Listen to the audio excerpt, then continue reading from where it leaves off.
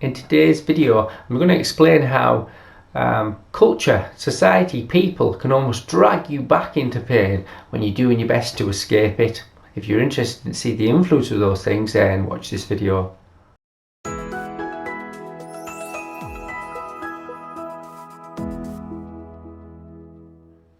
Hi, my name is Drew Cordell. I'm a physiotherapist in England. I help people with persistent pain and I help them reverse it. If you're interested in this video or anything like it, then click on the subscribe to stay up to date with similar videos. And if you've got questions or comments, then please ask them below and I'll do my best to answer them for you. So how does culture, how does society, how do people drag someone back into pain? How is that possible? Well, when you look at the cues for pain, you look at all the elements that can trigger pain. Any that are based in fear can trigger the pain.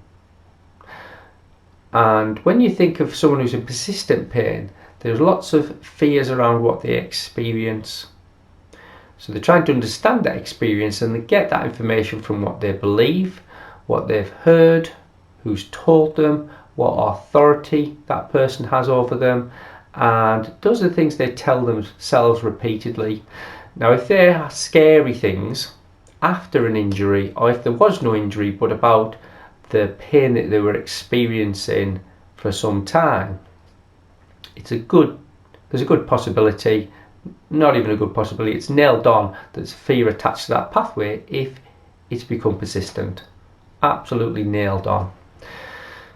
And when you help a patient, when the patient helps himself, start to break the barriers, starts to feel different, starts to lessen the pain, or starts to disappear, there's a gap. Now then, in that gap, it's unusual feeling for the patient. They can be quite elated, it can be liberating, it can be almost the beginning of a new life, but they're not out of the woods. And why is that? Well, society doesn't always the bigger picture of society doesn't always believe these things are possible. The ideas aren't really mainstream. We believe in arthritis as causing pain, we believe degenerative discs cause ongoing pain, we believe in some diagnostic labels as meaning that someone will always be in pain, and really that's not true, because we've got evidence to show that people have those things and actually pain-free. So when someone starts to see it's possible for themselves and then they go back into environments where other people believe that's not possible, their suggestions can actually create the fear in the person that takes them back towards the same pain. I'll give you an example. So a patient, I did a separate video about, who drove 45 minutes, loads of pain in his back and his leg, got out of the car, emptied some bags and got back in the car, drove 45 minutes and had no pain. He couldn't work it out, and we talked about what he was doing at the time, and he was dropping his daughter off at university. So the physical elements were the same, the emotional charge with each journey was different, the pain was different, not because of the physical side, because of the emotional charge. And he saw the change, he understood it's linked to how he felt.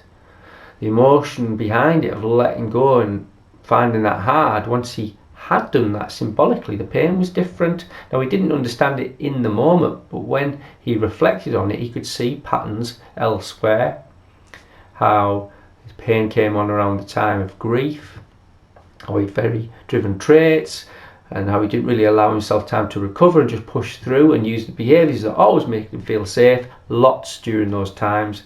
And then the pain kind of protects him as an organism from overdoing those behaviours, because behaving like that's a threat to the organism, simply running away from the emotional charge of how he felt, and he's using a particular behaviour to do it. So he saw that, he got it, and he had a regular pattern at work of having breaks, and rather than sitting for the 12 hours, he'd make tea for everyone and get up. So they saw a change in his behaviour, and he said to them, it's making a difference on his pain. I don't have the same level of pain. It's like a hen in a hen house. They often pick on the weakest hen or chicken, and they do it because they want to feel safe. They'll pick on something that's a threat to them, and so he's behaving differently to how he used to. And if they've got some of the similar symptoms, which they did, they might have had a bad back and they might have degenerate discs, and he had a bad back and he thought it was due to degenerate discs, but he starts to get better doing these simple things, gentle exercises, regular breaks. So he's telling them his pain is less. My pain's just not there so much. Now when you present an idea to someone who's fixed in their belief that that they could escape the pain they're in if they took responsibility for it, they start to attack him, not physically, but no, that's not right, no chance, I can't, no, it can't be, you can't have had a really bad disc like mine, yours can't be the same. So we justify keeping our pain sometimes unconsciously. This isn't on purpose, this is not conscious processing at all, it's unconscious. So you get that in the workplace, you get that with family members, you get that with doctors and physios and medical people who are trained for years and years to believe that what they're telling people is true, and it is their truth. But we're seeing now that the evidence and the science behind pain is changing. So I've been wrong plenty of times, I'll be wrong many times again, but I'm less wrong with patients around pain than I ever was. And when they make the change, you're almost passing on a belief system that if someone takes that on board, they will adopt the new behaviours. If they adopt those behaviours, they see the change in them. And when you demonstrate that to others, people will accept it or they will reject it.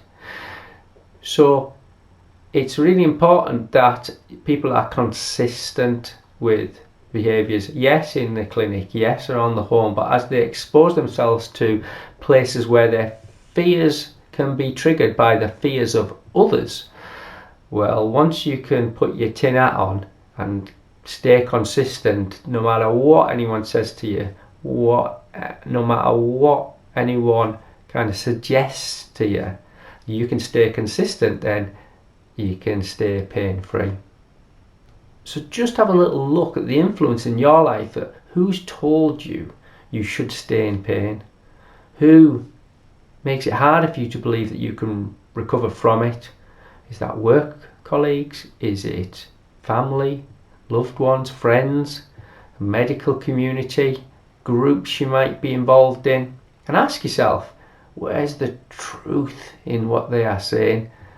And if it's an absolute truth, how can somebody else with the same condition, and go and research the condition to see if could there be somebody with this condition, this diagnosis, this level of degeneration, could there be someone who has less pain than me? And if there is, they're doing different behaviours. It isn't easy to always get them, it isn't easy to get there, but it's possible.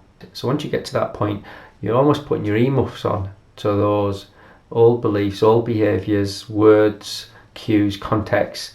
They won't affect you in the same way, and there's a great chance you can be in a lot less pain, and there's a great chance you can be pain-free.